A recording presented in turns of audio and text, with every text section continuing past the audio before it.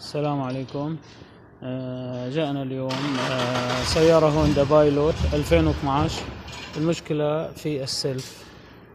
طبعا بعد الكشف على السيارة بالكمبيوتر وجد هناك عطل في الريلي رقم 2. بعد الكشف على المخططات تبين أن هناك 2 كتاوت مسؤولين عن السلف. طبعا الكتاوتات موجودة حسب المخطط، موجودة هنا في علبة فيوز.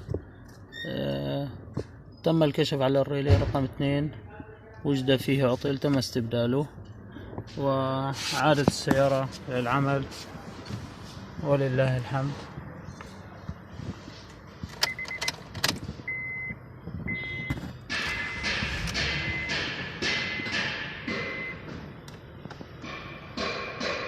طبعا كما نلاحظ هذا هو الكتاوت رقم 1 المسؤول عن السلف، ويوجد هناك كتاوت آخر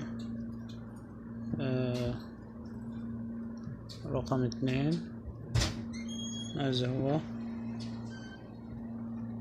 لاحظ موجود خلف علبة الفيوزات الكبيرة.